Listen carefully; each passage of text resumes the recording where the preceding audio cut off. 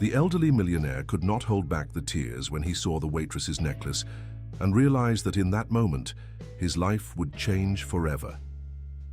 The late afternoon sun painted golden streaks across the pristine white tablecloths of the Pearl, San Francisco's most exclusive waterfront restaurant. Thomas Montgomery, his silver hair neatly combed and his tailored suit impeccable as always, sat alone at his regular corner table, absently stirring his coffee while watching the waves crash against the shore through the floor-to-ceiling windows. At 78, he had grown accustomed to dining alone since Claire's passing 3 years ago.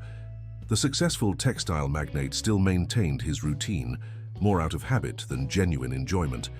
The familiar weight of melancholy settled over him as he remembered countless lunches shared with his beloved wife at this very table, her laughter carrying across the elegant space like music.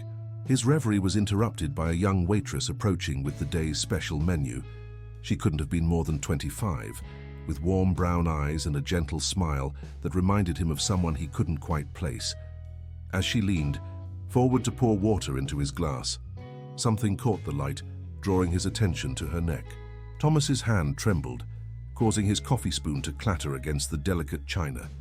There, resting gracefully against the waitress's collarbones, was a sight that made his heart skip a beat, an exquisite emerald butterfly pendant, its wings spread in eternal flight. The unique piece was unmistakable. He had commissioned it himself from a master jeweler in Geneva 43 years ago as an anniversary gift for Claire. The pendant had vanished mysteriously 6 months after Claire's passing, along with other precious pieces from her jewelry collection. The loss had devastated him almost as much as Claire's departure itself, as the butterfly necklace held particular significance. It had been inspired by their first date at the Botanical Gardens, where Claire had been photographing monarch butterflies for her Nature magazine. "Is everything all right, sir?" the waitress asked, noticing his distress. Her name tag read Sarah Martinez. Thomas composed himself, years of business negotiations helping him maintain a calm exterior despite his racing thoughts. "Yes, thank you." "That's a beautiful necklace you're wearing." Sarah's hand instinctively went to the pendant, her face lighting up. "Oh, thank you. I found it at a charity bazaar about 6 months ago. I know it's probably not real, but something about it just spoke to me. My grandmother used to tell me stories about butterflies being symbols of transformation, and I was going through some challenging times when I found it." The practiced ease with which she shared this information convinced Thomas that she had no idea of the pendant's true value or origin. The emeralds alone were worth more than she likely earned in a year, and the craftsmanship was one of a kind. However, it was the mention of her grandmother and challenging times that piqued his interest further. "Do you mind telling me more about these challenging times?" Thomas surprised himself by asking. He rarely engaged in personal conversations with strangers, but something about Sarah's sincere demeanor drew him in. Sarah hesitated for a moment, then gestured to the empty chair across from him. "Would you mind if I sat for a minute? My shift is actually ending, and to be honest, you remind me of someone I used to know." Thomas nodded, and as Sarah settled into the chair, he noticed how she carried herself with a quiet dignity despite her waitress uniform. She smoothed her apron and began speaking in a soft, measured voice that seemed to belong to someone much older than her years. "I'm studying nursing while working 2 jobs to support my grandmother. She raised me after my mother." Sarah paused, choosing her words carefully. "After my mother left. Gran's health hasn't been the best lately, and the medical bills have been piling up. But I'm determined to finish my degree. She sacrificed everything to give me an education, and I won't let her down." Thomas listened intently, noting how Sarah's fingers unconsciously traced the butterfly's wings as she spoke. The gesture was so reminiscent of Claire that it made his chest tighten. His wife had done the same thing whenever she was deep in thought or worried about their daughter Elizabeth. The mention of Sarah's absent mother stirred something in Thomas's memory. Elizabeth had also disappeared from his life, though under different circumstances. A family disagreement that had spiraled out of control. Harsh words exchanged in the heat of moment, and suddenly his only child was gone, leaving behind a void that even his considerable wealth couldn't fill. As Sarah continued sharing snippets of her life, Thomas found himself drawn into her story. She spoke of her dreams, of becoming a pediatric nurse, of the small apartment she shared with her grandmother in the Mission District, and of the joy she found in helping others despite her own struggles. Her resilience and optimism were remarkable, considering her circumstances. The restaurant had nearly emptied as the afternoon stretched on, but Thomas barely noticed the time passing. He found himself sharing stories of his own, carefully edited versions of his life that omitted his business success and social status. Something held him back from revealing too much, an instinct honed by years of dealing with people who were more interested in his wealth than his company. As Sarah rose to leave, apologizing for taking up so much of his time, Thomas made a decision.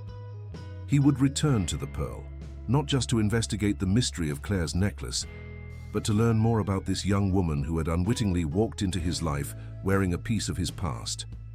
"Thank you for the conversation, Mr. Montgomery," Sarah said, straightening her uniform. "It's been a pleasure. Will we see you again?" "Please call me Thomas," he replied, surprising himself once more. "And yes, I believe you will. I've grown quite fond of the sea bass here." Sarah's smile as she turned to leave was genuine, and Thomas couldn't help but notice how the butterfly pendant caught the light, its emerald wings seeming to flutter with life. As he watched her disappear into the kitchen, he pulled out his phone and made a call to James Wilson, his longtime private investigator. "James, I need you to look into something for me. It's about Claire's missing jewelry, specifically the butterfly pendant. I think I've found a lead, but there's more to this story than a simple theft. I can feel it." Over the next few weeks, Thomas fell into a new routine. He would arrive at the Pearl promptly at 2 o'clock, always requesting Sarah's section when she was working. Their conversations grew longer and more personal, though Thomas still maintained a careful distance, never revealing the true extent of his wealth or his connection to the butterfly pendant. Through these conversations, he learned that Sarah's grandmother, Elena Martinez, had worked as a housekeeper for wealthy families in Pacific Heights before retiring due to health issues. The mention of Pacific Heights stirred something in Thomas's memory, but he couldn't quite place it. The city's most exclusive neighborhood had housed many of his social circle over the years. What intrigued Thomas most was Sarah's dedication to her studies and her grandmother's care. She would often arrive at work with textbooks, studying during her breaks. Her dream of becoming a pediatric nurse wasn't just about earning a better living. She genuinely wanted to help children, inspired by the nurses who had cared for her when she was hospitalized as a child. One particularly busy afternoon, Sarah was more distracted than usual. Thomas noticed her hands trembling slightly as she poured his water, the butterfly pendant swaying with her movements. "Is everything all right?" he asked, echoing her question from their first meeting. Sarah hesitated before responding, her usual composure cracking slightly. "Gran had another episode last night. The doctors say she needs specialized treatment, but our insurance won't cover it. I'm trying to figure out how to make it work, maybe pick up a third job or take out another loan." Thomas felt his heart constrict. He had the means to help, but he knew that simply offering money would likely push Sarah away. He had learned enough about her character to know she was fiercely independent and proud of supporting herself and her grandmother through hard work. That evening, after leaving the restaurant, Thomas made another call to James Wilson. "I need you to look into something else. Find out which hospital Elena Martinez is being treated at and what kind of specialized care she needs. And James, be discreet." Within days, the hospital received an anonymous donation specifically earmarked for treating elderly patients with Elena's condition. The timing was presented as a fortunate coincidence, and Sarah never suspected Thomas's involvement when she excitedly told him about her grandmother's approved treatment plan the following week. However, Thomas's investigation into the butterfly pendant had opened up unexpected avenues. The charity bazaar where Sarah had found the necklace was run by none other than his daughter-in-law, Margaret Montgomery. The discovery sent a chill down his spine. Margaret had never gotten along with Claire, their relationship strained by what Thomas had always assumed was typical mother-in-law tension. During a quiet moment at the restaurant, Thomas casually asked Sarah about the bazaar. Her description of the location matched the address of Margaret's pet project, a high-end thrift store in Russian Hill that donated its proceeds to various causes. What caught his attention was Sarah's mention of finding the necklace in a box of items that had just been donated, items that supposedly came from a Pacific Heights estate clearance. Thomas remembered the day Claire's jewelry had disappeared. Margaret had been helping to organize Claire's belongings, insisting that staying busy would help the family heal. She had taken charge of cataloging the jewelry collection, claiming she would have everything appraised and properly insured. When pieces started going missing, Margaret had suggested that perhaps Claire had sold or given away some items without telling anyone, planting seeds of doubt during an already painful time. One rainy afternoon, as Thomas sat in his usual corner, watching Sarah serve other customers, he noticed something that made his blood run cold. She was wearing a dress under her apron, a simple blue cotton piece with a distinct pattern he recognized immediately. Tiny embroidered butterflies around the hem, created by his company's signature technique. The pattern had been part of a limited collection his company had produced decades ago, inspired by Claire's butterfly pendant. The coincidence seemed too precise to be random. Thomas found himself studying Sarah's features more carefully than ever before, noting the gentle curve of her nose, the way she tilted her head when listening, gestures that reminded him of someone else. His thoughts were interrupted by a commotion at the entrance. Margaret Montgomery swept into the restaurant, her designer heels clicking against the hardwood floors. She stopped abruptly upon seeing Thomas, her carefully maintained smile faltering for just a moment. "Thomas, what a delightful surprise. I had no idea you still came here," Margaret said, her voice carrying that artificial sweetness that had always set Claire's teeth on edge. Before Thomas could respond, Sarah approached their table with a fresh pot of coffee. The butterfly pendant caught the light, and Thomas saw Margaret's face go pale. Her reaction confirmed what he had begun to suspect. She recognized the necklace. "Would you like to join me?" Thomas asked his daughter-in-law, his voice pleasant, but his eyes sharp. "I believe we have quite a lot to discuss." Margaret's perfectly manicured hands gripped her designer handbag a little too tightly as she sat down. Sarah moved away to give them privacy, unaware that she was the center of a story that had begun unraveling long before she was born. As Thomas watched Margaret nervously arrange her silverware, he knew he was finally on the verge of uncovering truths that had been buried for decades. The butterfly pendant had indeed brought transformation, just as Sarah's grandmother had said, but perhaps not in the way anyone had expected. Margaret's composure cracked slightly under Thomas's steady gaze. The elegant restaurant suddenly felt too warm, too confined, as decades of carefully constructed facades began to crumble. She took a sip of water, leaving a perfect crimson lipstick mark on the crystal glass. "I assume this isn't a coincidence," Thomas said quietly, his eyes flickering to Sarah's retreating form. "Finding you here today of all days." Margaret's laugh was brittle. "Can't a daughter-in-law simply want to have lunch? The pearl has always been a family favorite, after all." "Indeed it has," Thomas agreed, his voice carrying a weight that made Margaret shift uncomfortably in her seat. Claire loved watching the sunset from this very table. She said it reminded her of the way light catches the wings of butterflies. The mention of butterflies caused Margaret to glance involuntarily at Sarah, who was now taking orders from a couple seated near the window. The pendant gleamed at her throat, a silent accusation. "About the charity bazaar," Margaret began, but Thomas held up a hand, silencing her. "Before we discuss that, tell me about the estate clearance in Pacific Heights, the one where Sarah found Claire's pendant."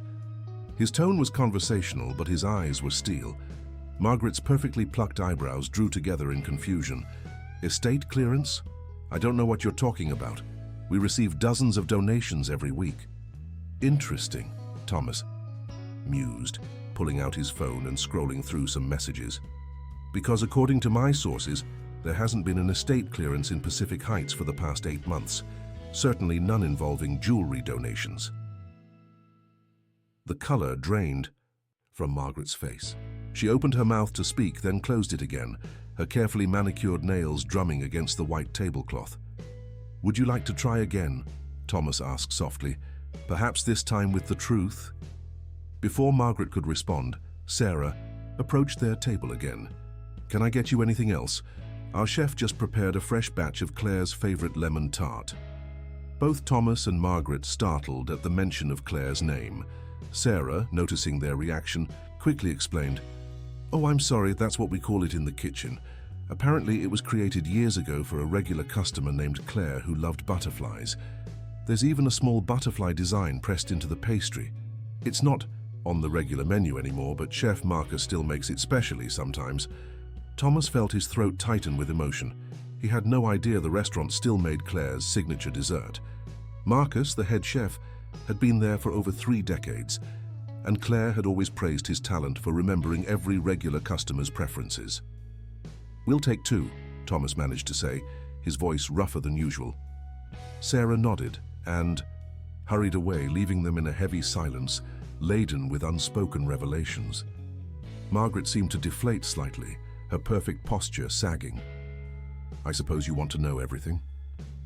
"That would be a good start," Thomas agreed, his attention divided between his daughter-in-law and Sarah, who was now chatting with an elderly couple across the room. The way she leaned down to hear them better, her genuine smile, her gentle patience, it all reminded him so much of Elizabeth at that age. "Robert needed money," Margaret began, referring to Thomas's son. "More than you know, the gambling. They were substantial. We tried to handle it quietly, but the people he owed they were becoming insistent." Thomas felt a familiar disappointment settle in his chest. Robert had always struggled with impulse control, but he'd hoped his son had overcome his gambling addiction years ago. "Go on." "When Claire passed, and you asked me to help catalogue her jewelry." Margaret paused, twisting her wedding ring nervously. Robert saw an opportunity. He knew the insurance wouldn't be settled for months. We thought, and if we sold a few pieces, then replaced them with high-quality replicas before anyone noticed. "But the butterfly pendant wasn't supposed to be included," she added quickly, seeing the darkness gather in Thomas's expression. "That was an accident. It got mixed up with some other items when I was clearing out Claire's study. I had separated it specifically because I knew how much it meant to you both." Thomas leaned back in his chair, processing this information. "And the charity bazaar?" Margaret's laugh was hollow. "Would you believe me if I said that truly was an accident? I had the jewelry in a separate box meant for a dealer in Los Angeles. Somehow during our annual donation drive, it got mixed in with the general items. By the time I realized what had happened, the pendant was gone." Sarah returned with 2 plates of lemon tart, each bearing the delicate butterfly imprint that had been Claire's signature request. The sight of it nearly undid Thomas's composure. How many times had he watched Claire savor this very dessert, her eyes closing in delight as the tart lemon filling melted on her tongue. "Your grandmother," Thomas said suddenly after Sarah had moved away again. "Elena Martinez. The name has been bothering me for weeks. Why does it sound so familiar?" Margaret's fork clattered against her plate. "Elena, I don't..." "She worked as a housekeeper in Pacific Heights," Thomas continued, watching Margaret's reaction carefully. "Around the time Elizabeth was sent to Switzerland for her studies, the same year Claire became so distant, so unlike herself. The year everything changed." Recognition flickered across Margaret's face, followed quickly by something that looked almost like fear. "Thomas, some things are better left in the past." "No," Thomas said firmly, pushing away his untouched dessert. "I've left too many things in the past. Claire's jewelry disappearing was never about the monetary value. It was about losing the last pieces of her I had left. But now I'm beginning to suspect there were far more precious things lost long before that." He stood up, placing his napkin carefully on the table. "I'm going to visit Elena Martinez in the hospital tomorrow. I have a feeling she has quite a story to tell. You might want to prepare Robert for what comes next." Margaret reached out, grabbing his sleeve with uncharacteristic desperation. "Please, you don't understand. Claire made us promise..." "Promise what?" Thomas demanded, but Margaret pressed her lips together, shaking her head. As he walked out of the Pearl, Thomas caught one last glimpse of Sarah through the window. She was laughing at something a customer had said, the butterfly pendant catching the late afternoon light. The same light that had made Claire's eyes sparkle whenever she sat at that corner table, keeping secrets that were only now beginning to surface. Thomas pulled out his phone again, dialing James Wilson's number. "James, I need you to dig deeper. Into Elizabeth's time in Switzerland. Specifically, I need hospital records, birth records, anything from the summer she was there. And James, I think we need to look into Elena Martinez's employment history. She didn't just work in Pacific Heights. I'm almost certain she worked for us." The hospital corridor was eerily quiet as Thomas made his way to Elena Martinez's room the next morning. The anonymous donation he had arranged had secured her a private room in the hospital's newly renovated wing, where soft morning light filtered through large windows overlooking the bay. He found Elena propped up in bed, her silver hair neatly braided, looking remarkably alert despite her recent health challenges. The years had aged her, but Thomas recognized her immediately, the same dignified bearing, the same observant dark eyes that had watched over his household for so many years.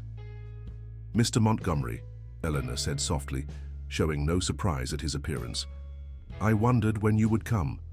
Thomas settled into the chair beside her bed, noting how her gaze immediately went to the door, as if expecting someone else to follow him. "You recognize me then?" "Of course." Eleanor's smile was gentle, but knowing. "You haven't changed as much as you think. Still the same way of carrying yourself, like you're bearing the weight of the world on your shoulders. Claire always said that was your tell. Whenever you were worried about Elizabeth, your shoulders would tense just so." The casual mention of both his wife and daughter sent a jolt through Thomas. "You've been following our family story all these years?" Elena's laugh was warm, though it triggered a slight cough. "In a way, your family's story has always been part of mine. Or perhaps it's the other way around." She reached for a glass of water, her hands trembling slightly. Thomas helped her with the glass, and as she drank, he noticed a familiar butterfly pattern embroidered on her hospital gown's collar, the same design he had seen on Sarah's dress at the restaurant. "The butterflies," he said quietly. "They weren't just Claire's symbol, were they? They were a message, a way of keeping track." Eleanor set the glass down carefully. "Claire was a remarkable woman, Mr. Montgomery. She understood things the rest of us took years to figure out. She knew that sometimes the greatest acts of love require the heaviest silences." "Tell me about Elizabeth's time in Switzerland," Thomas said, his voice barely above a whisper. "Tell me what really happened that summer." Elena's eyes filled with tears. "Your daughter was so young, so frightened. When she discovered she was pregnant, she tried to hide it for months, but Claire always knew when something was troubling her children. By the time Elizabeth confessed everything, she was already showing." Thomas felt the room spin slightly. "Claire knew? All this time?" "It was Claire who arranged everything," Eleanor continued, her voice growing stronger with the unburdening of long-held secrets. "She knew that sending Elizabeth away was necessary. The scandal would have devastated both your business and Elizabeth's future, but she couldn't bear the thought of her grandchild being lost to the system. So she arranged for you to take the baby," Thomas finished, the pieces finally falling into place. "Sarah, she's your granddaughter," Elena confirmed. "Claire made me promise to raise her as my own, to keep her safe and loved until the time was right. She set up a trust fund in my name, arranged for the best schools, made sure we would never want for anything, all while maintaining enough distance to protect everyone involved." Thomas remembered the mysterious payments his accountants had flagged over the years. Regular transfers to an account Claire had insisted were for old family obligations. He had never questioned it, trusting his wife's judgment in all things related to their social responsibilities. "The butterfly pendant," he said suddenly. "Claire must have known it would find its way back to Sarah eventually. She always said butterflies had a way of coming home." Elena nodded, reaching for a worn envelope on her bedside table. "She left this for you, to be opened only if Sarah ever found her way back to the family. I've carried it with me all these years, waiting for the right moment." Thomas took the envelope with trembling hands, recognizing Claire's elegant handwriting immediately. The paper had yellowed with age, but the seal was unbroken. "My dearest Thomas," he read aloud, his voice catching on the familiar greeting. "If you're reading this, then our granddaughter has finally found her way home, guided by the butterfly that always meant so much to us both. I know you must have so many questions, so much anger at the secrets I've kept." He had to pause, overwhelmed by hearing his wife's voice so clearly in the written words. Eleanor waited patiently, her own eyes glistening with tears. "I made choices. That will be hard for you to understand," the letter continued. "But watching Elizabeth struggle with her impossible decision, I couldn't bear to see another generation of our family torn apart by rigid expectations and unspoken truths. Sarah deserved a chance to grow up free from the weight of our name, to become her own person before discovering her heritage." The butterfly pendant was never lost. I entrusted it to Elena, along with detailed instructions. When Sarah was ready, when the time was right, it would find its way back to her. And if you're reading this letter, then that time has come. Look at our granddaughter, my love, really look at her. You'll see Elizabeth's spirit, your determination, and hopefully a bit of my own faith in the power of second chances. Thomas folded the letter carefully, his vision blurred with tears. All these years I thought Claire had grown distant in her final months because she was ill. But she was protecting this secret, carrying this burden alone. "Not alone," Elena corrected, gently. She knew Sarah was loved, knew she was becoming exactly the kind of person who would make you all proud. Claire received regular updates about Sarah's progress, her achievements, her dreams. The butterfly pendant was just one of many ways she found to watch over her granddaughter from a distance. A soft knock at the door interrupted them. Sarah stood in the doorway, still in her scrubs from her nursing school rotation, looking confused at finding her grandmother deep in conversation with her regular customer from the Pearl. "Gran? Mr. Montgomery, what's going on?" she asked, her hand automatically going to the butterfly pendant at her throat. Thomas stood slowly, seeing his daughter's features in Sarah's questioning gaze, Claire's gentle strength in her bearing. The weight of decades of secrets pressed against his chest, but for the first time he felt ready to share that burden. "Sarah," he said softly, "I believe it's time we told you a story. A story about butterflies and transformations, and the remarkable women who made sure you would find your way home." Sarah sat in stunned silence in Elena's hospital room, the butterfly pendant suddenly feeling heavier against her skin. The afternoon sun cast long shadows across the floor as Thomas carefully explained everything. The true significance of the necklace, Claire's careful planning, and most importantly, her own unexpected heritage. "So my mother..." Sarah's voice trembled, slightly. "Elizabeth Montgomery is my biological mother?" Thomas nodded gently. "Yes, she was barely 19 when she discovered she was pregnant. The father was a young artist she had met during her senior year of high school, someone your grandmother, Claire, had actually introduced her to at a gallery opening." Elena reached for Sarah's hand, squeezing it reassuringly. "Your grandmother Claire saw something special in you from the moment you were born. She knew you needed a chance to grow into your own person, away from the pressures and expectations of the Montgomery name." Sarah stood abruptly, walking to the window. The San Francisco Bay stretched out before her, its waters glittering under the afternoon sun. All her life, she had believed her mother was some unnamed woman who had abandoned her, leaving her in her grandmother's care.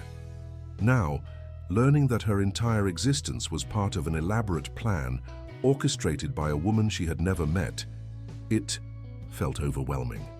"The dress," she said suddenly, turning back to face Thomas. "The one with the butterfly embroidery that I found at a vintage shop last month. It wasn't a coincidence, was it?" Thomas shook his head. "That was from our company's limited collection, inspired by Claire's butterfly pendant. She must have arranged for several pieces to be set aside for you. I wouldn't be surprised if there were more, scattered throughout the city in places she knew you might find them one day." "But why all the secrecy?" Sarah asked, her voice stronger now. "Why not just tell me the truth from the beginning?" "Because Claire understood something fundamental about identity," Elena explained. sitting up straighter in her hospital bed.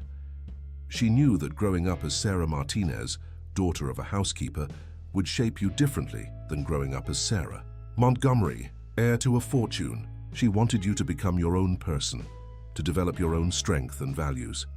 Thomas watched as Sarah processed this information, seeing so much of Elizabeth in her thoughtful expression. Your mother. She never knew what happened to you. Claire arranged everything so carefully that even Elizabeth believed you had been adopted by a family overseas. It was easier that way, she thought. Cleaner. And now? Sarah's question hung in the air. What happens now? Before Thomas could respond, there was a commotion in the hallway. Robert Montgomery burst into the room, his face flushed with anger. Margaret trailing behind him, trying to calm him down. Father, what are you doing? Robert demanded, then stopped short at the sight of Sarah. His eyes went immediately to the butterfly pendant, and all the color drained from his face. Hello, Robert, Thomas said calmly. I was just getting to know your niece. Robert staggered slightly, gripping the doorframe for support. Niece? What are you talking about? Your sister's daughter, Thomas clarified, his voice taking on an edge of steel.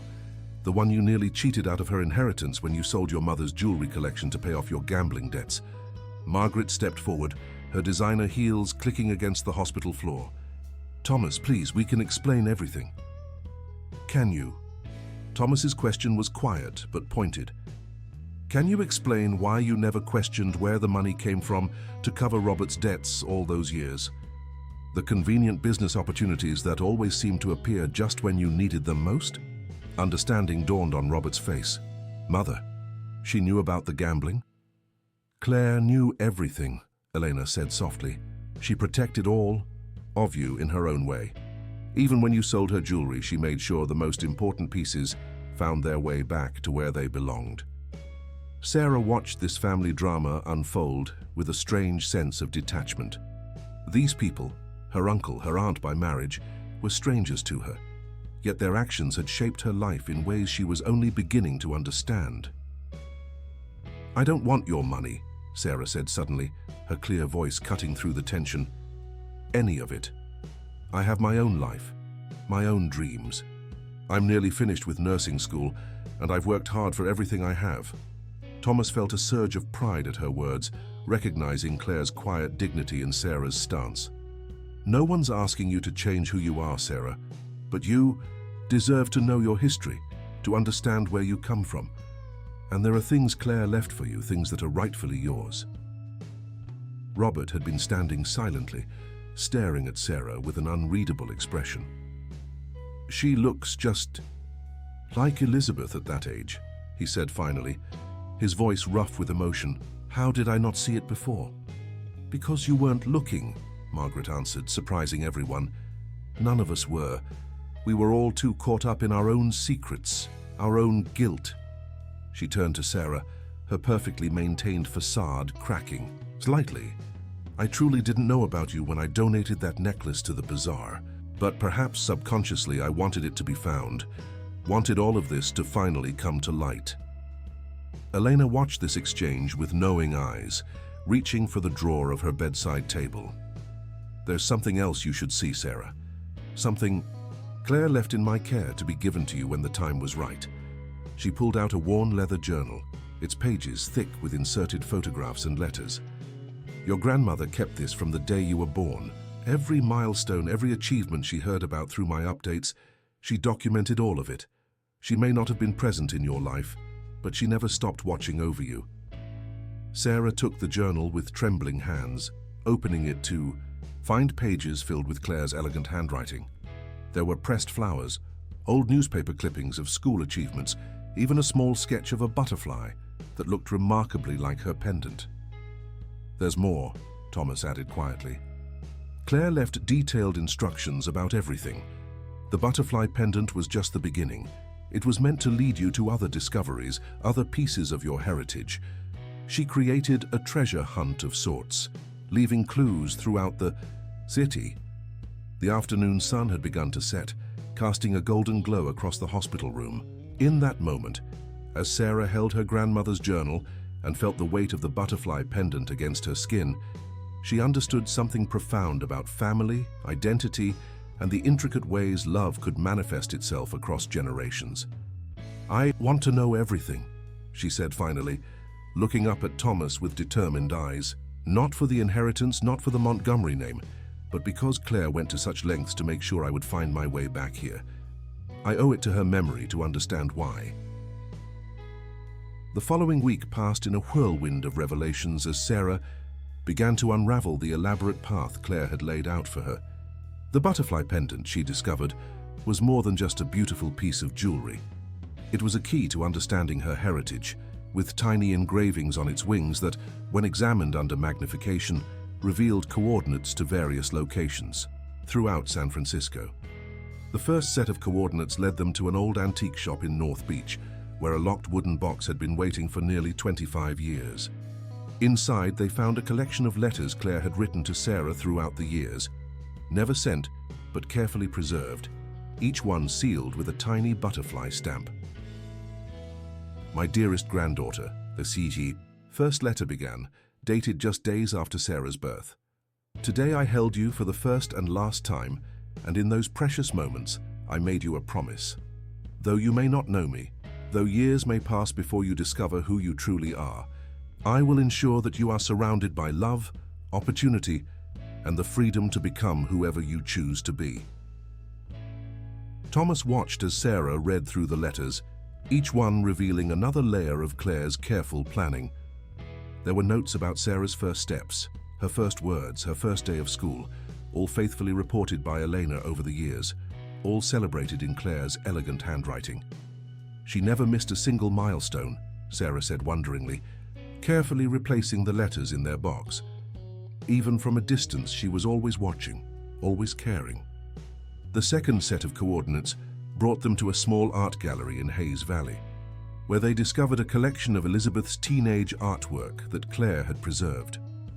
Among the pieces was a striking portrait of a young man with kind eyes and paint-stained hands, Sarah's biological father. "David Chen," Thomas explained, studying the portrait. "He was a promising young artist who died in a car accident before Elizabeth could tell him about the pregnancy." Claire blamed herself.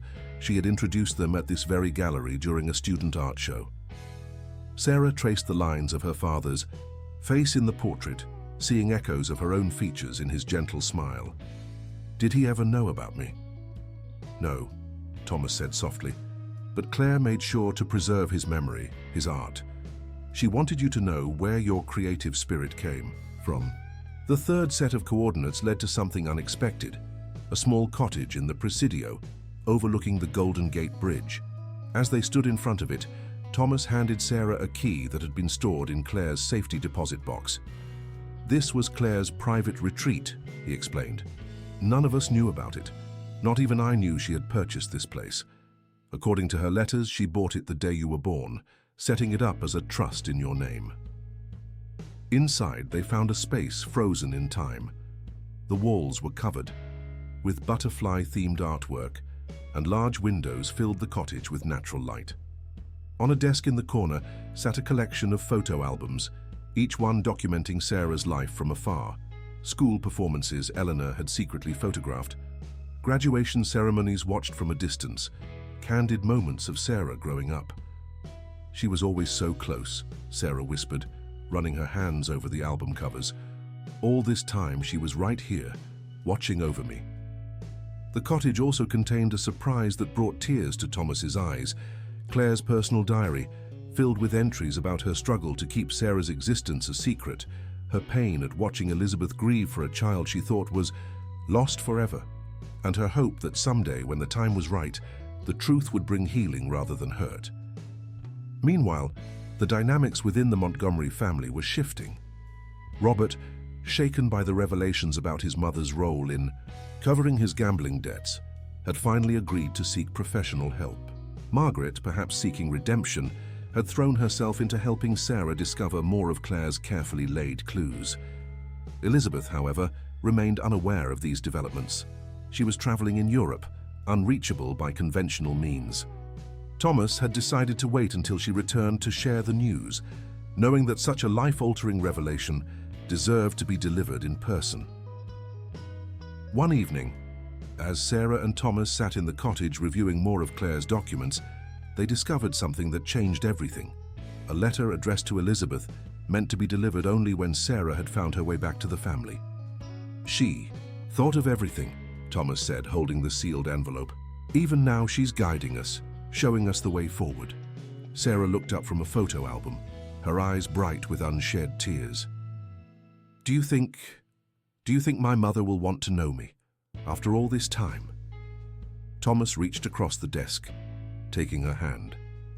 Claire once told me that Elizabeth's greatest regret was letting others make her choices for her.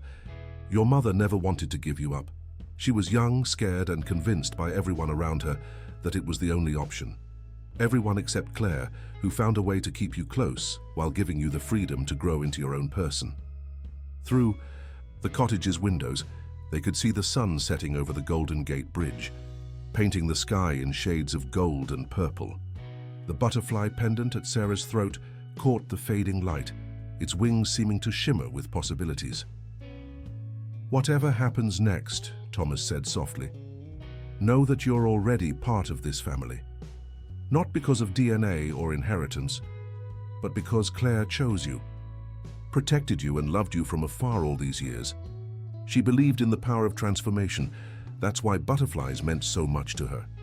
She knew that sometimes the most beautiful changes require time, patience, and a safe space to emerge. The news of Elizabeth's imminent return to San Francisco came on a foggy morning 3 weeks after the initial revelations. Thomas received the call while having breakfast with Sarah at the Pearl, where she still insisted on working her regular shifts despite the dramatic changes in her life. She lands tomorrow afternoon, Thomas said, setting down his phone with slightly trembling hands. She has no idea why I've asked her to come home. Sarah nearly dropped the coffee pot she was holding. Although she had known this moment would come, the reality of meeting her biological mother left her feeling simultaneously excited and terrified. What are you going to tell her? The truth, Thomas replied simply. All of it. Claire's letter to Elizabeth explains everything far better than I ever could. Over the past weeks, Sarah had discovered more of Claire's carefully planned touchstones throughout the city. Each new revelation painted a clearer picture of a grandmother who had orchestrated an elaborate plan spanning decades, all while carrying the weight of her secrets with quiet dignity. The butterfly theme had continued throughout each discovery. They found a safety deposit box containing a collection of butterfly-themed jewelry, each piece meant to be given to Sarah on significant life milestones. There were earrings for her college graduation, a bracelet for her wedding day, and various other pieces, each accompanied by a heartfelt letter from Claire. Elena's health had improved significantly thanks to the specialized treatment she was receiving, and she had begun sharing more details about the past. She told Sarah about the day Claire had first approached her with the unusual proposal. Your grandmother came to me late one night, after everyone else had gone to bed, Elena recalled, sitting in her hospital room, which was now filled with flowers from the Montgomery family. She knew about my inability to have children of my own, and she said God had chosen me for a special purpose. She told me that sometimes the greatest acts of love require the greatest sacrifices. Sarah had also learned more about her father, David Chen.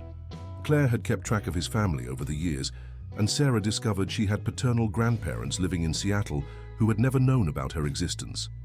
Claire had left detailed instructions about whether and how to approach them, always emphasizing that the choice should be Sarah's to make.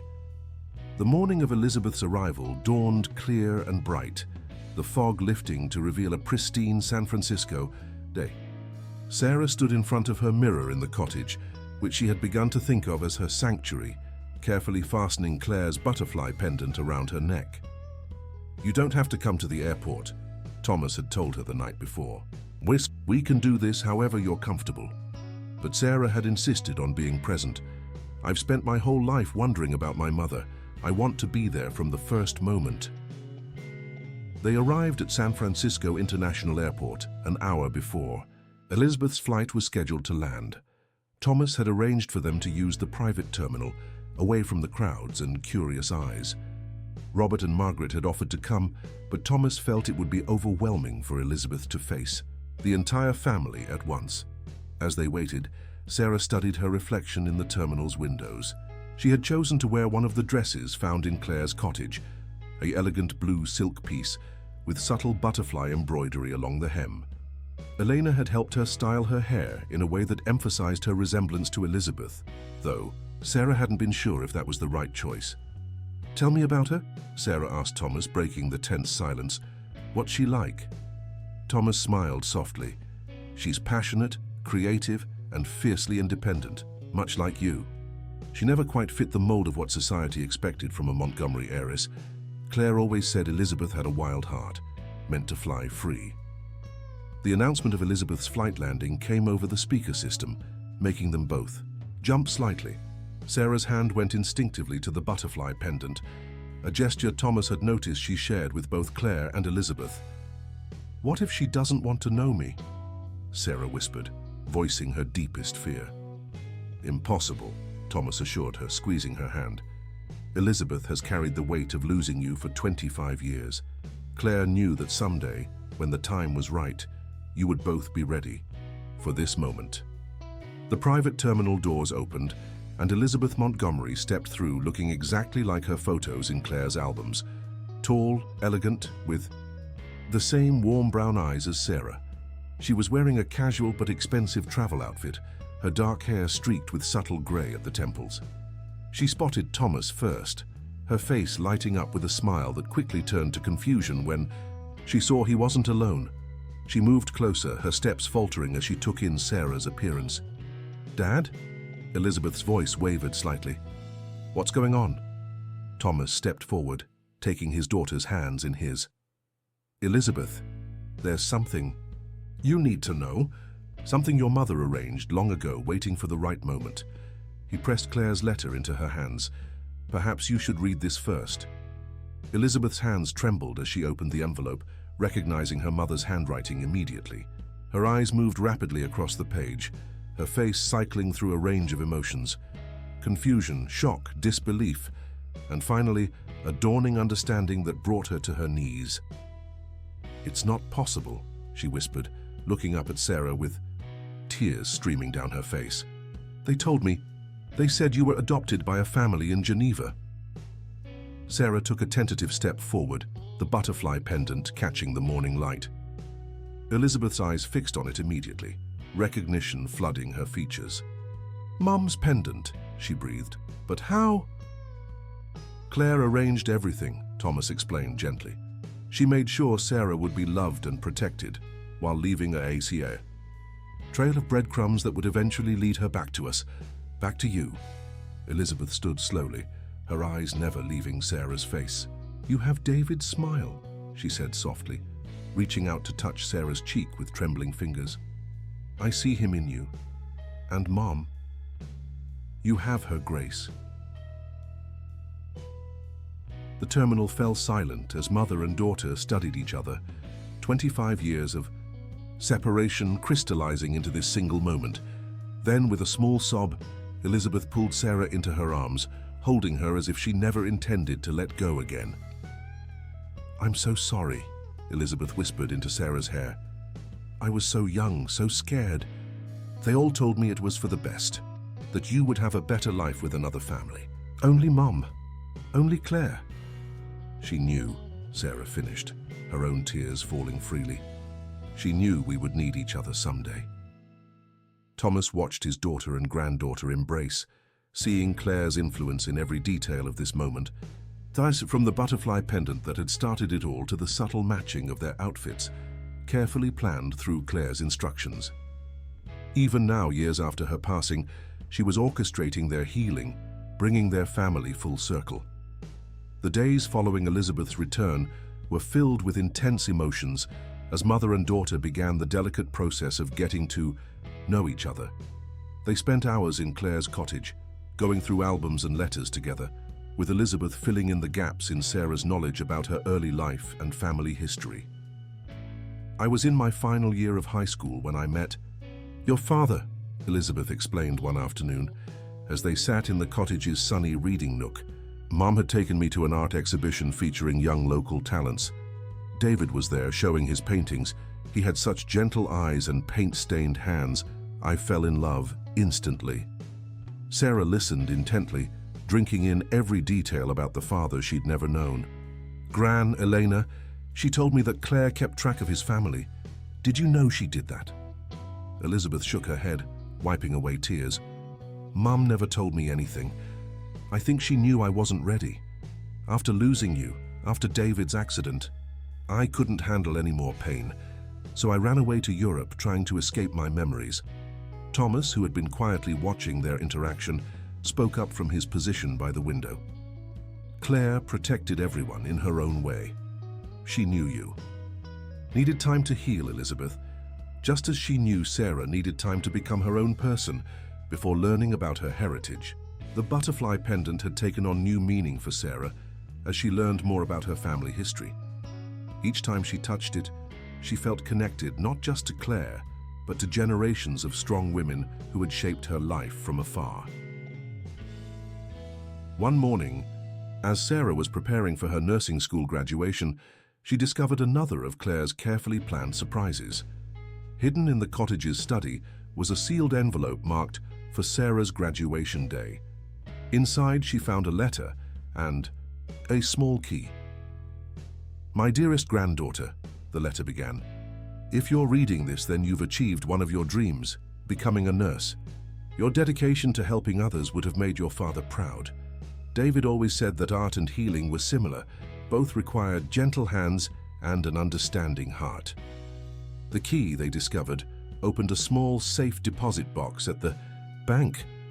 Inside was a substantial investment portfolio Claire had set up in Sarah's name, specifically earmarked for opening a community health clinic. Along with it was a business plan, carefully updated over the years by Claire's financial advisors, and a list of potential locations in underserved neighborhoods. "She knew," Sarah said wonderingly, looking at the detailed plans. "Somehow she knew this would be my dream." Elizabeth smiled, recognizing her mother's meticulous planning. Mom always said that butterflies knew their path even before they had wings. She believed the same was true for people, that we carry our destinies within us, waiting for the right moment to emerge. The Montgomery family dynamics continued to evolve. Robert, inspired by Sarah's forgiveness and Claire's long-term planning, had committed fully to his recovery program. He and Margaret had begun marriage counseling, working to rebuild their relationship on a foundation of honesty rather than secrets. Thomas found himself spending more time at the Pearl, where Sarah still insisted on working a few shifts a week, despite no longer needing the income. "It keeps me grounded," she explained. "Reminds me of who I am and where I came from." It was during one of these shifts that Sarah overheard a conversation that made her heart skip a beat. An elderly couple was discussing a butterfly sanctuary, being built in the Presidio, funded by an anonymous donor in memory of a woman named Claire. Later that evening, Thomas confirmed what Sarah had suspected. He had donated the land adjacent to the cottage for the creation of a public butterfly garden. "It seemed fitting," he said simply. "A place where transformations can happen naturally, just as Claire would have wanted." Elizabeth had begun spending more time in San Francisco, gradually reconnecting with the city and family she had left behind. She rented an apartment near Sarah's cottage, and they established a routine of Sunday brunches where they would share stories and slowly bridge the gap of their years apart. During one of these brunches, Elizabeth revealed another piece of the puzzle. "I found this in Mom's study at the main house," she said, pulling out a worn notebook. "It's her garden journal, but it's really so much more. She documented everything. Every decision she made about you, every step of her plan. She called it her butterfly effect, how one small choice could create ripples of change across generations." Sarah opened the journal carefully, recognizing Claire's elegant handwriting. The pages were filled with pressed flowers, sketches, curved butterflies, and careful notes about Sarah's life from afar. But what caught her attention was a folded piece of paper tucked into the back, a letter addressed to both her and Elizabeth. "My darling girls," it read, "if you're reading this together, then my greatest wish has been fulfilled. Elizabeth, my fierce, independent daughter, I knew your heart would find its way back home when the time was right. And Sarah, my precious granddaughter, your journey has been exactly as it needed to be, allowing you to spread your wings and soar on your own terms." As they read the letter together, sitting in the warm sunlight of the cottage Claire had prepared.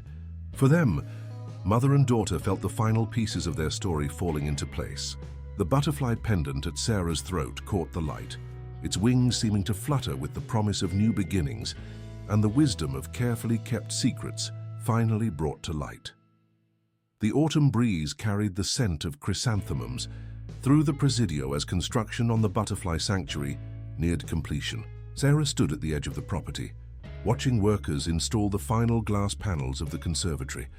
The structure was a masterpiece of modern architecture, designed to provide a perfect environment for countless species of butterflies while offering visitors a serene space for reflection. "Your grandmother would have loved this," Eleanor said, standing beside Sarah. Now recovered enough to take short walks, she had insisted on seeing the sanctuary's progress. She always said butterflies were nature's way of reminding us that change is beautiful. The past few months had brought more changes than Sarah could have imagined. Her graduation from nursing school had been a family affair, with Thomas, Elizabeth, Robert, and even Margaret filling an entire row of seats.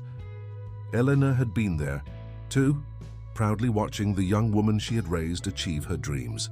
But it was the empty seat beside Elena, the one Sarah had reserved for Claire, that had meant the most.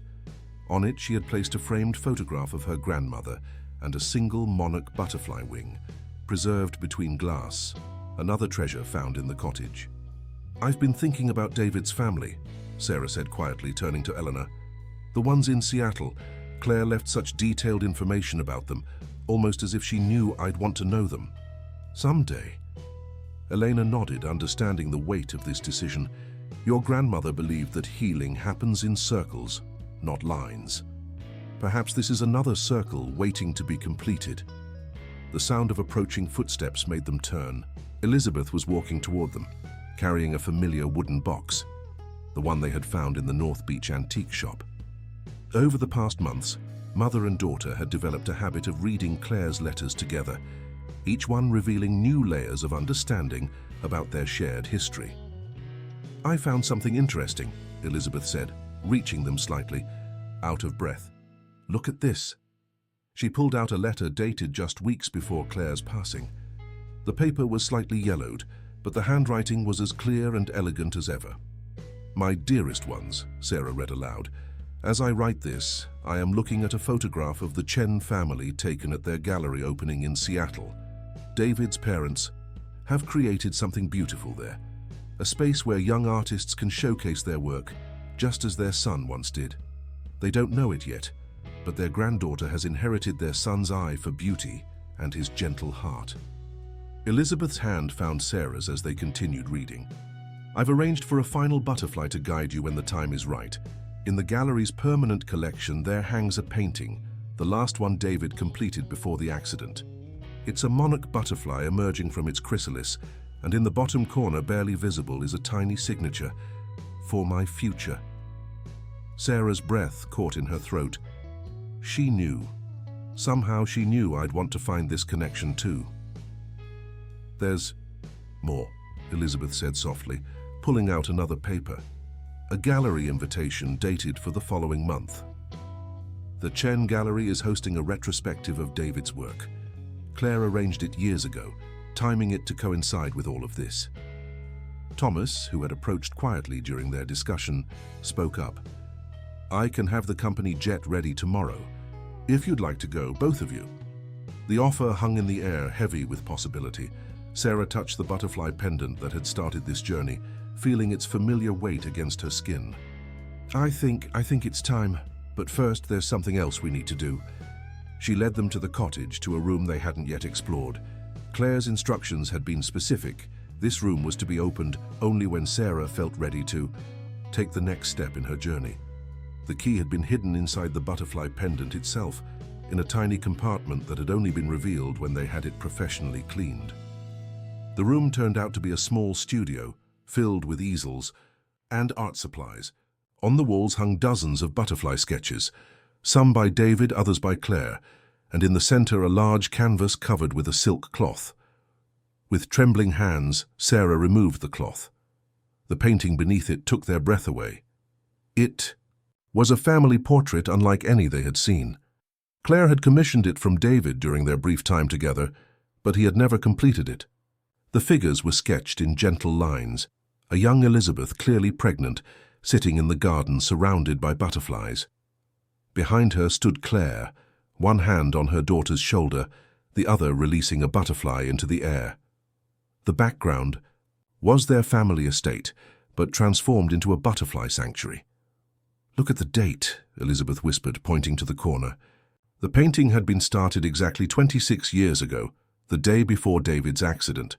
"But it's completed," Sarah said, studying the strokes. "Someone finished it?" "Claire did," Elena explained, moving closer to examine the work. She took art lessons in secret for years, determined to finish David's final piece. She worked on it here in this studio, adding a little more each year on Sarah's birthday. The final edition, they realized, had been made just before Claire's. Passing, a small figure in the background, a young woman in a nurse's uniform, surrounded by monarch butterflies. Though the face was turned away, the butterfly pendant at her throat was unmistakable. "She painted the future she hoped for," Elizabeth said softly, wrapping an arm around her daughter's shoulders. "A future where all the broken pieces would come together again." Sarah stood before the painting, taking in every detail. The butterflies Claire had added seemed to dance across the canvas, connecting all the figures in an intricate pattern of flight. It was more than art. It was a map of their journey painted years before it began. "I think," Sarah said finally, "when we go to Seattle, this painting should come with us. The Chen family should see how their son's work became part of something larger, something that brought healing to so many people." Thomas watched his daughter and granddaughter standing together before the painting, seeing in them the fulfillment of Claire's careful planning.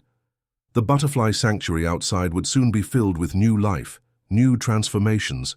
But here in this quiet studio, the most important metamorphosis had already taken place.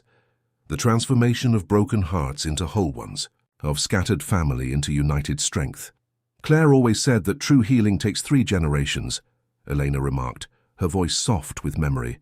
"The first to plant the seeds, the second to nurture them, and the third to see them bloom." The Seattle sky was unusually clear as the Montgomery private jet touched down at Boeing Field. Sarah sat between Elizabeth and Thomas, the carefully wrapped painting secured in the seat across from them. In her lap, she held Claire's final letter to David's parents, discovered in the studio just days before their departure. The Chen Gallery was located in Seattle's historic Pioneer Square, housed in a beautifully restored Victorian building. As their car pulled up to the entrance, Sarah could see banners announcing the retrospective, "David Chen, a legacy of light and wings." Through the windows, butterfly motifs were visible everywhere, Claire's influence reaching across the decades. "Are you ready?" Elizabeth asked softly, squeezing her daughter's hand. Sarah nodded, touching the butterfly pendant for courage. "Claire brought us this far. She'll see us through this too." Inside, the gallery was a testament to David's talent. His paintings filled the walls, landscapes, portraits, and always, somewhere in each piece, a butterfly. As they moved through the space, Sarah felt as though she was getting to know her father through his art, seeing the world through his eyes. An elderly couple stood near the center of the gallery, greeting visitors. Mr. and Mrs. Chen were exactly as Claire had described them in her letters, dignified, gentle, with the same kind eyes that Sarah had seen in David's self-portraits. Thomas stepped forward first, making the introductions. "Mr. and Mrs. Chen, I'm Thomas Montgomery. We spoke on the phone about the painting we wanted to contribute to the retrospective." Mrs. Chen smiled warmly, but her expression froze when she caught sight of Sarah. Her hand flew to her mouth, tears filling her eyes. "David," she whispered, "you look just like—" "This is my granddaughter, Sarah," Thomas said gently, "and my daughter, Elizabeth." Understanding dawned in the Chen's eyes as they looked between Elizabeth and Sarah. Mr. Chen stepped forward, his hands trembling slightly. "The young woman from the Butterfly Garden exhibition. David told us about you, Elizabeth. He was going to introduce us, but then—" "I think," Sarah said softly, "it's time you saw the painting we brought." As gallery assistants carefully unwrapped Claire's final work, a small crowd gathered. The gasps were audible as the painting was revealed, David's initial sketch transformed by Claire's patient additions over the years, telling a story of love, loss, and redemption across 3 generations. Mrs. Chen reached out to touch the canvas with trembling fingers, tracing the lines of her son's original work. His style, I would know it anywhere, but this... She gestured to the completed elements. Who? My mother, Elizabeth explained, her voice thick with emotion. Claire Montgomery. She learned to paint so she could finish what David started. She wanted to make sure his final work told the whole story. Sarah handed Claire's letter to the Chens. As they read, tears flowed freely down their faces. Claire had written to them about David's joy upon learning of Elizabeth's pregnancy, his plans to propose, his dreams of combining their artistic talents to create something beautiful together. She told them about her decision to protect Sarah's identity until she was ready to embrace both sides of her heritage, and her hope that when the time came, 2 grieving families could find healing together. We have a granddaughter, Mrs. Chen said wonderingly, looking at Sarah with new eyes.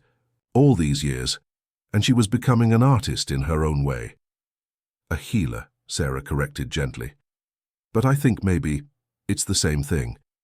Dad used art to help people see beauty in the world. I want to help them find healing in their darkest moments. Mr. Chen had moved to a locked cabinet behind the gallery's main desk. He returned with a small wooden box, its surface carved with intricate butterfly designs. David made this the week before we lost him. He said it was for someone special, but he never told us who. Now we know it was for you, for the grandchild he never got to meet. Inside the box was a collection of David's art supplies, his favorite brushes, his pencils, and a sketchbook filled with butterfly studies. On the last page was a note, "For my future masterpiece." The revelation of Sarah's existence to the Chen family set off a chain of events that Claire could have predicted. The gallery's butterfly theme suddenly made sense. It had been Claire's way of creating a bridge between the families long before they knew they needed one. In the days that followed, Sarah and Elizabeth spent hours with the Chens, sharing stories and photographs, filling in the missing pieces of their shared history. The Chens had volumes of David's childhood artwork, while Sarah and Elizabeth had Claire's careful documentation of Sarah's life. Together they began to weave these separate threads into a complete tapestry. The Butterfly Sanctuary in San Francisco was scheduled to open in the spring, and as Sarah sat with her newfound grandparents planning their visit for the opening ceremony, she felt Claire's presence more strongly than ever. The pendant at her throat seemed to pulse with warmth, as if acknowledging that its work was nearly done. "You know," Mrs. Chen said, showing Sarah a photograph of David as a child, surrounded by butterflies in their old garden. "In Chinese culture, butterflies represent immortality. They say that our loved ones can visit us in the form of butterflies, bringing messages of love and hope."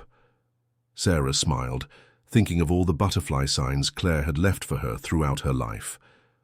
"I believe that," she said softly, "some love is strong enough to transcend time, to guide us even when we don't know we're being led."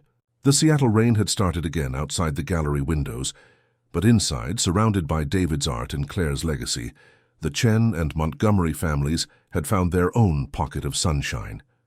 The butterfly pendant caught the gallery lights, its wings seeming to flutter with joy at another part of Claire's grand plan falling perfectly into place.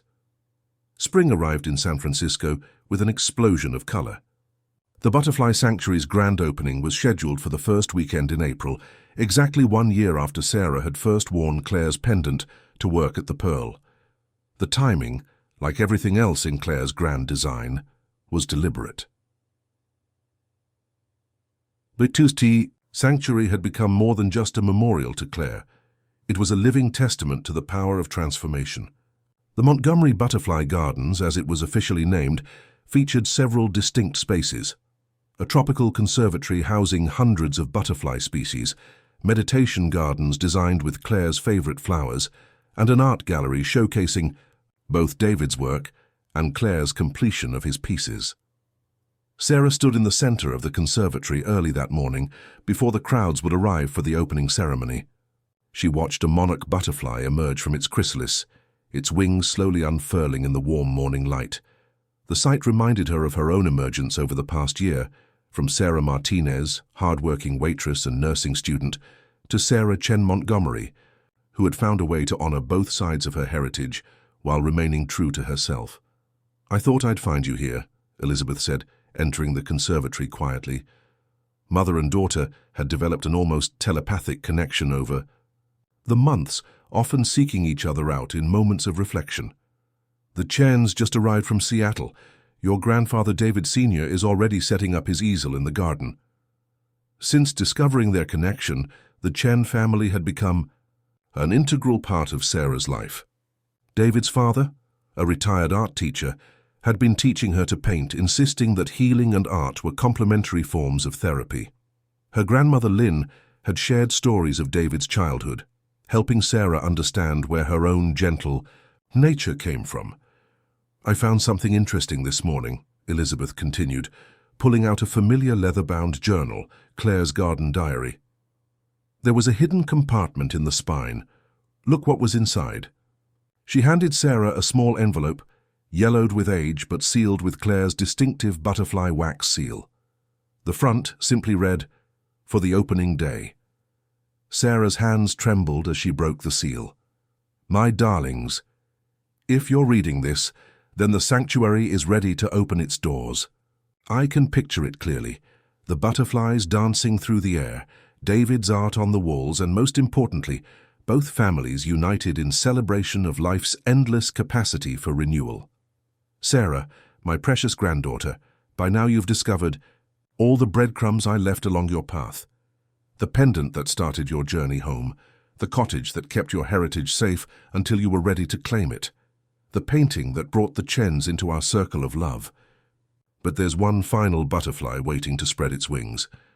In the cottage's garden, beneath the old rose arbor, you'll find a copper box buried exactly 3 feet deep. Inside is something I've been saving for this day, a gift that belongs to both families, a symbol of the beauty that can emerge from life's most challenging moments. With eternal love, Claire. The morning sun was barely peeking over the horizon as Sarah, Elizabeth, Thomas, and the Chens gathered in the cottage garden. Robert and Margaret joined them, their presence a testament to how far the family had come in healing old wounds. Eleanor sat in a comfortable garden chair, watching with knowing eyes as Thomas and David Sr. carefully excavated the spot Claire had specified. The copper box, when finally unearthed, was covered in a patina of age, but perfectly preserved. Lid was engraved with butterflies in flight, and in the center was an inscription, "For the ones who dared to transform." Inside, they found a collection that left them breathless. There were 2 identical silver lockets, each containing tiny painted butterflies, one signed by David, the other by Claire. A letter revealed that David had given the first to Claire just days before his accident, asking her to help him create a matching one for Elizabeth as part of his proposal plan. Claire had kept David's locket all these years, finally completing the second one herself after learning to paint. She had intended them to be wedding gifts for Elizabeth and Sarah, a way of keeping both families' artistic legacies alive. But it was the final item in the box that brought tears to everyone's eyes, a hand-painted silk scarf showing the family tree of both the Montgomerys and the Chens, connected by graceful butterflies in flight. The branches extended beyond Sarah, with space for future generations, each empty spot marked by a butterfly waiting to be colored in. "She saw so far ahead," Elizabeth whispered, tracing the delicate patterns with trembling fingers. "Even now she's helping us write our story." Sarah clutched both lockets in her hands, feeling the weight of 2 families' hopes and dreams. "No," she said softly, "she's helping us understand that our story was always meant to be written together." As the sun rose higher, casting golden light through the sanctuary's glass panels, butterflies began to take flight around them. Monarchs, swallowtails, and painted ladies, all dancing in the morning air. The sight reminded Sarah of something Claire had written in one of her earliest letters. Butterflies don't just transform themselves, they transform the very air they fly through, turning empty space into poetry in motion. Looking at her gathered family, the Montgomerys, the Chens, and Eleanor, who had loved her from the start, Sarah understood that Claire's greatest gift hadn't been the material treasures she'd left behind, but the transformative power of love that had turned strangers into family, pain into healing, and loss into legacy. The Montgomery Butterfly Gardens quickly became one of San Francisco's most beloved destinations.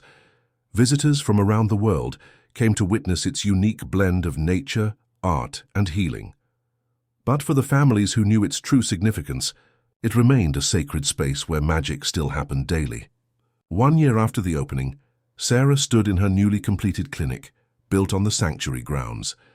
The Chen Montgomery Health Center, as it was called, combined traditional medical care with art therapy, featuring a butterfly garden where patients could find peace during their recovery. Claire's vision of healing across generations had taken root in ways none of them could have imagined. The clinic's walls showcased a carefully curated collection of artwork, David's original pieces alongside new works by both families.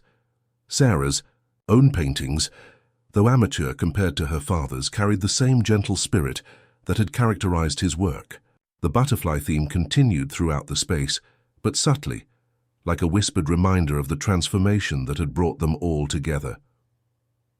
Elizabeth had moved back to San Francisco permanently, taking up residence in a small house adjacent to the sanctuary. She had resumed her photography career, specializing in capturing the delicate interactions between butterflies and flowers. Her work now hung alongside David's in galleries across the country, their artistic legacies intertwined just as Claire had envisioned.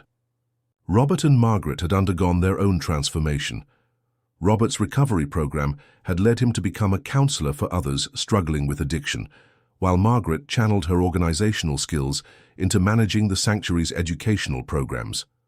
Their marriage, once built on secrets, had found new strength in honesty and shared purpose. Eleanor, though slowed by age, had become the sanctuary's beloved storyteller. Children gathered around her in the garden as she shared tales of butterflies and transformation, weaving together the threads of both families' histories. She wore Claire's butterfly brooch as she told these stories, a gift from Thomas in recognition of her role in keeping Sarah safe all those years. The Chens had become regular visitors to San Francisco, dividing their time. Between the gallery in Seattle and the sanctuary, David Sr. could often be found in the gardens, teaching art classes to patients from Sarah's clinic.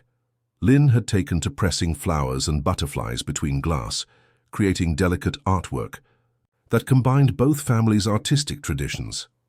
Thomas, watching his expanded family flourish, felt Claire's presence more strongly than ever. He kept her letter on his desk at home, reading it often as a reminder of her extraordinary foresight and love. The butterfly pendant that had started their journey now rested in a special display case in the sanctuary's museum, though Sarah still wore it on special occasions. On this particular afternoon, the families had gathered for a special celebration. Sarah's clinic had just received accreditation as a teaching facility, allowing her to train other nurses in the unique combination of medical care and artistic healing she had developed. As she stood addressing the small crowd, the sunlight, streaming through the conservatory's glass ceiling, created a halo effect around her. "When I was growing up," Sarah began, her voice clear and confident, "my grandmother, Elena, told me that butterflies were nature's way of proving that change is beautiful." What I didn't know then was that another grandmother, one I had never met, was carefully orchestrating a metamorphosis that would transform not just my life, but the lives of 2 entire families. She touched the new butterfly pendant at her throat, a joint creation by David Sr. and Thomas, combining the artistic traditions of both families. Claire Montgomery saw beyond the boundaries of time and circumstance. She understood that sometimes the most beautiful transformations require patience, trust, and a willingness to let love guide the way. Elizabeth joined her daughter at the podium, their matching lockets catching the light. "My mother taught us that family isn't just about blood or names," she added. "It's about the choices we make, the love we share, and the legacy we create." together. A flutter of movement caught their attention as a monarch butterfly landed on the podium between them. The audience gasped softly at the timing, but those who knew the full story simply smiled. Claire's presence had always had a flair for the dramatic. As the day drew to a close, the families gathered in the cottage garden for their weekly dinner tradition. The table stretched the length of the patio, laden with dishes that represented both their Chinese and American heritage. Elena's paella sat comfortably beside Lynn's dumplings, while Claire's lemon tart recipe had been perfected by both Sarah and Elizabeth working together. Thomas raised his glass in a toast, his eyes moving, lovingly over the faces gathered around the table. "To Claire," he said softly, "who taught us that the most beautiful butterflies are the ones that find their way home." "To Claire," they echoed, as butterflies danced in the evening light around them. And so the story of the butterfly pendant came full circle, though perhaps circle isn't quite the right word. Like the spiral pattern of butterfly flight, it continued to expand outward, touching more lives, creating more transformations. Claire's legacy lived on in every patient who found healing in the gardens, every artist who discovered their voice in the gallery, and every visitor who left the sanctuary understanding that change, while sometimes difficult, could lead to unexpected beauty. In the end, it wasn't just about a pendant or a family secret, or even the extraordinary way Claire had orchestrated their reunion. It was about the power of love to transcend time, heal wounds, and create something beautiful from life's most challenging moments. Just as butterflies emerge from their chrysalises transformed, but carrying the essence of what they always were, the Montgomery and Chen families had emerged from their separate cocoons to create something new and beautiful together. And somewhere, Claire was smiling, watching her garden grow. End of story. Dear listeners, we hope this tale of transformation and family healing has touched your hearts. The story of Sarah, Claire, and the butterfly pendant reminds us that love's greatest. Magic often works in quiet ways, guiding us home when we least expect it. For more stories that explore the depths of human connection and the power of unconditional love, please subscribe to our channel and join our community of storytellers. Don't forget to like this video and share your thoughts in the comments below.